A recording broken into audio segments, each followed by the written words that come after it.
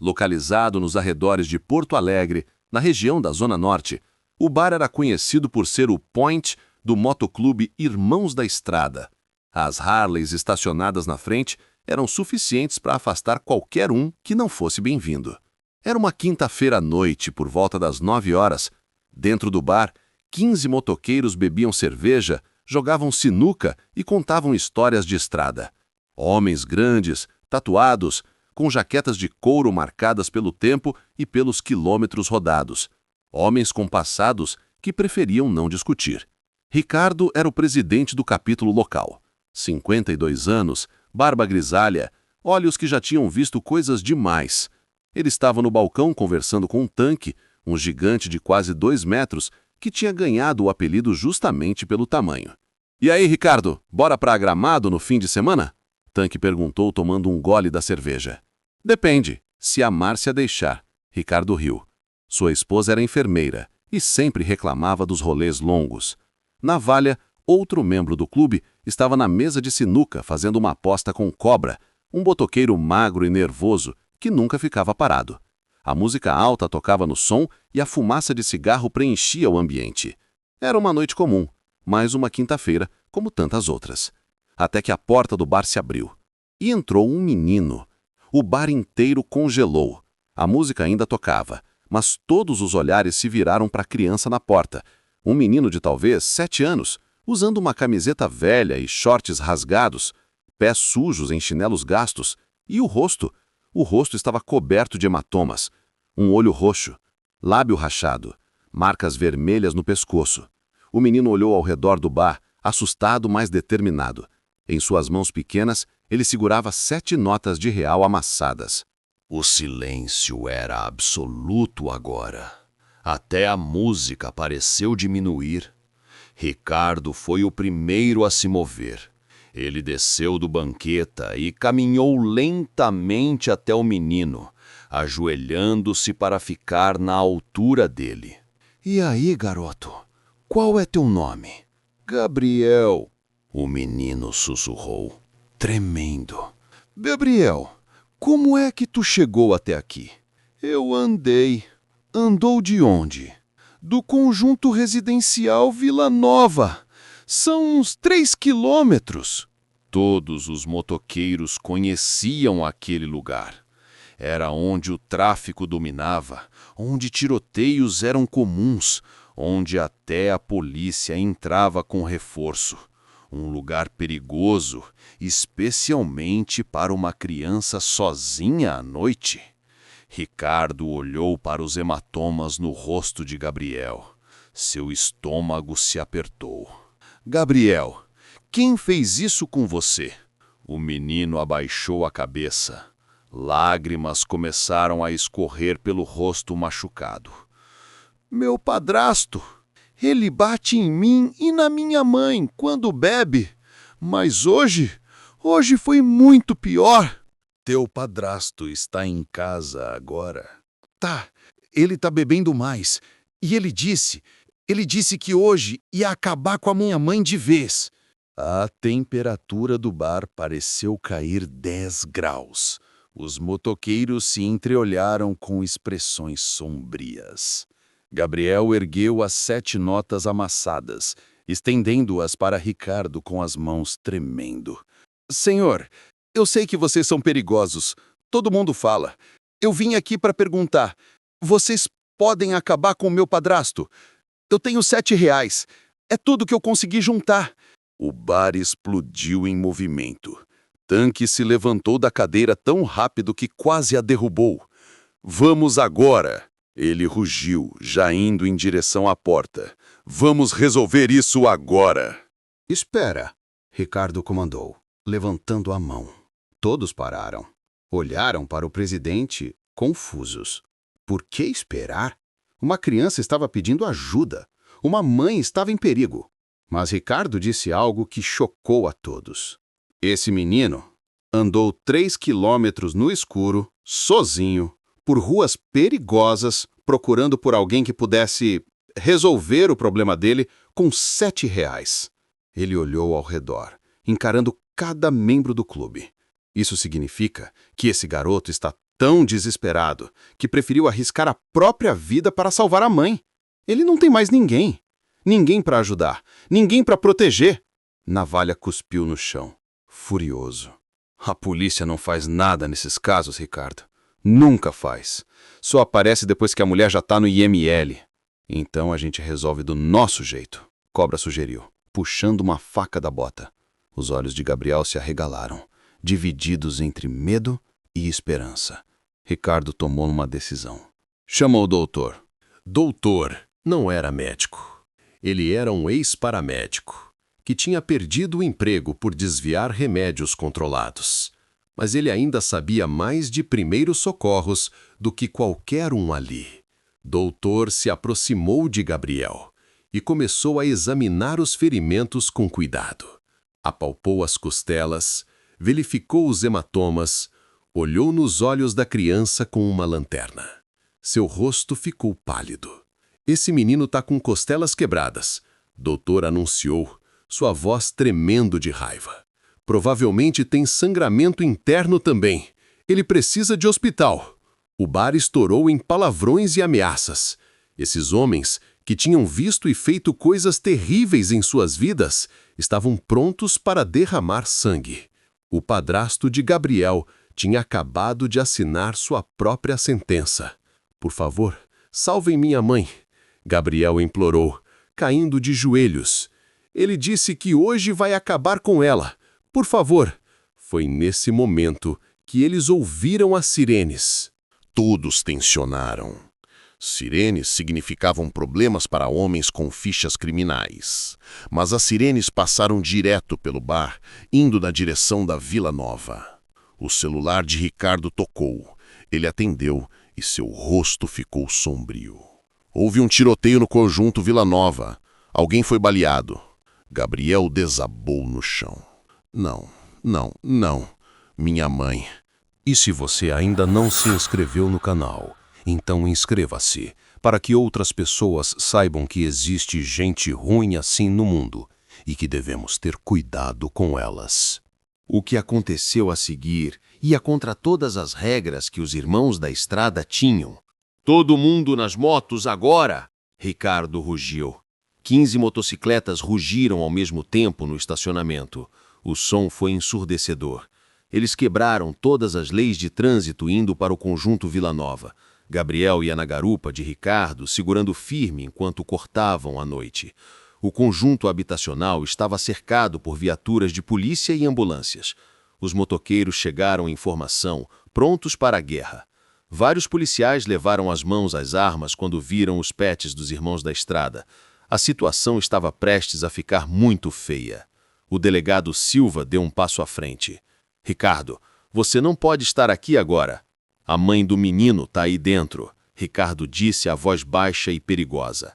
Ela está viva, o delegado respondeu rapidamente, mas o marido dela não está bem.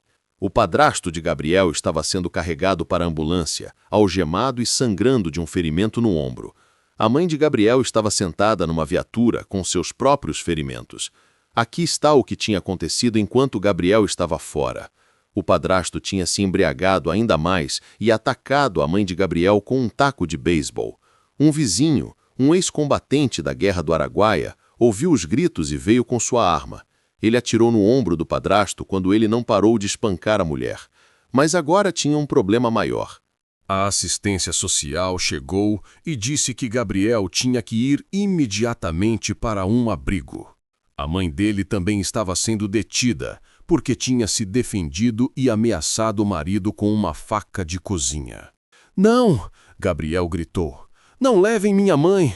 A assistente social se aproximou de Gabriel. Ricardo bloqueou o caminho. "Sai da frente!" ele rosnou. "Senhor, eu vou ter que pedir sua prisão por obstrução." A assistente social ameaçou. "Tenta!" Ricardo disse. 15 motoqueiros formaram uma muralha ao redor de Gabriel. Os policiais estavam em menor número e todos sabiam disso. A tensão estava explosiva. Mãos se moveram em direção às armas de ambos os lados. Aquilo estava prestes a virar um banho de sangue. O delegado Silva tinha que tomar uma decisão: Prender 15 motoqueiros perigosos e começar uma guerra? Ou encontrar outro caminho? Todo mundo se acalma, o delegado ordenou. Deixa eu fazer algumas ligações. 10 minutos depois, Márcia, a esposa de Ricardo, chegou. Ela era uma enfermeira respeitada no Hospital São Lucas e sem ficha criminal. E ela também era cadastrada como mãe acolhedora emergencial. Eu vou ficar com a custódia do Gabriel hoje à noite, ela anunciou. A assistente social hesitou. Isso é altamente irregular. Mas é legal, Márcia disse. Confere as suas próprias regras. Enquanto resolviam a papelada, Ricardo se aproximou do ex-combatente que tinha atirado no padrasto de Gabriel. Obrigado por salvar aquela mulher, Ricardo disse. O velho veterano estava tremendo. Eu não podia deixar ele acabar com ela na frente do menino. Você precisa de advogado? Ricardo perguntou. Não tenho dinheiro para isso, o veterano admitiu. Agora tem. Ricardo entregou um cartão. Fala pro Dr. Mendes que os irmãos da estrada vão pagar. A mãe de Gabriel foi liberada após interrogatório. Ela não tinha realmente furado o marido, apenas o ameaçado com a faca. Mas ela não tinha para onde ir e nem dinheiro para uma pousada. Os motoqueiros juntaram R$ 500 em 5 minutos. Mas o padrasto de Gabriel também estava sendo liberado. O ferimento não era grave e ele seria solto sob fiança na manhã seguinte. E ele já tinha ameaçado voltar e terminar o que começou. O promotor disse que não pode segurá-lo por mais tempo sem mais provas. O delegado explicou, frustrado. Foi então que Gabriel fez algo extraordinário. Eu gravei ele, Gabriel disse baixinho. Todos se viraram para encarar o menino de 7 anos. Gabriel puxou um celular velho do bolso. Meu pai de verdade me deu isso antes de falecer e disse para eu gravar quando coisas ruins acontecessem. Naquele celular havia 17 vídeos do padrasto batendo nele e na sua mãe, com datas dos últimos 6 meses. Evidência clara de abuso. Você sabe o que eu quero dizer, infantil e doméstica.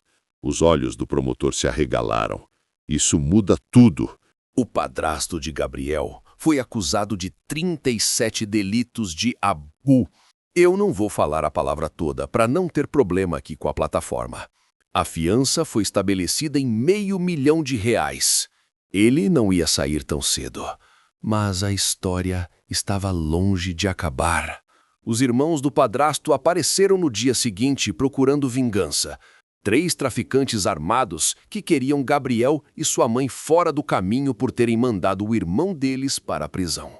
Eles cometeram um erro de ir à pousada onde Gabriel e sua mãe estavam hospedados. 15 motoqueiros estavam esperando por eles. O que aconteceu naquele estacionamento virou lenda. Nenhum tiro foi disparado, mas 3 traficantes deixaram a cidade naquela noite e nunca mais voltaram. Alguns dizem que eles estão enterrados no interior, outros dizem que estão no programa de proteção a testemunhas. Ricardo só diz que eles decidiram se mudar por questões de saúde.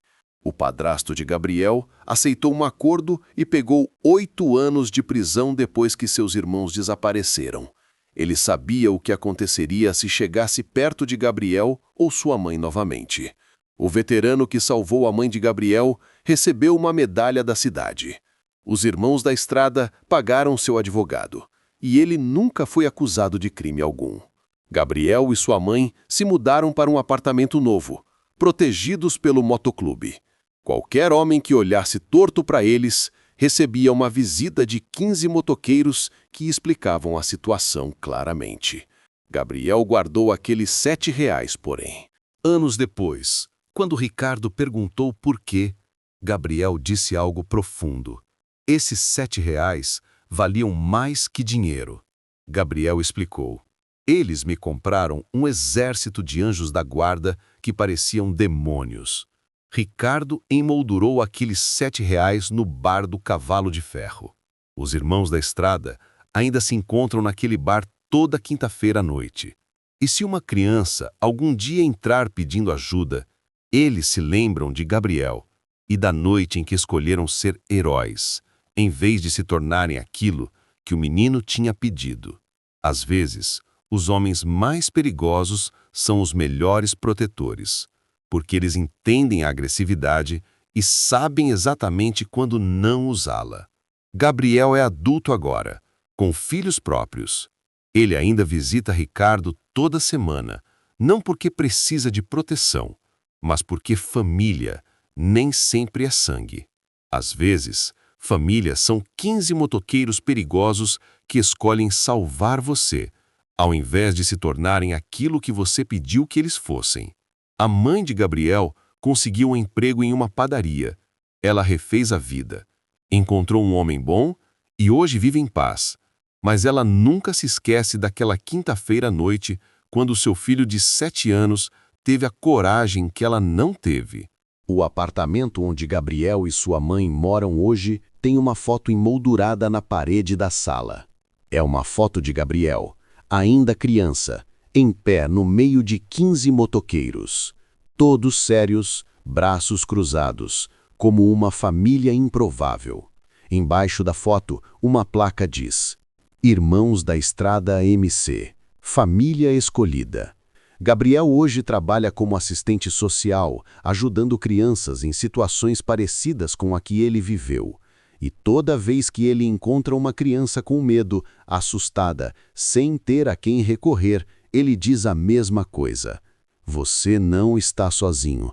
Existem pessoas que vão te proteger, mesmo que elas não pareçam heróis à primeira vista.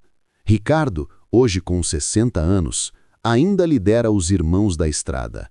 Sua barba está mais grisalha, suas mãos mais enrugadas, mas seus olhos ainda têm aquele brilho de quem já viu o mundo e decidiu fazer o que estava certo. Aquela foi a melhor decisão que eu já tomei, Ricardo diz quando perguntam sobre Gabriel. A gente podia ter ido lá e feito o que o menino pediu, mas a gente escolheu ser melhor do que isso. Márcia, a esposa de Ricardo, ainda é enfermeira. E hoje ela também coordena um programa de acolhimento para crianças vítimas de problemas domésticos. Tudo começou com Gabriel. Ele mudou a gente. Mostrou que a gente podia usar nossa força para construir, não para destruir.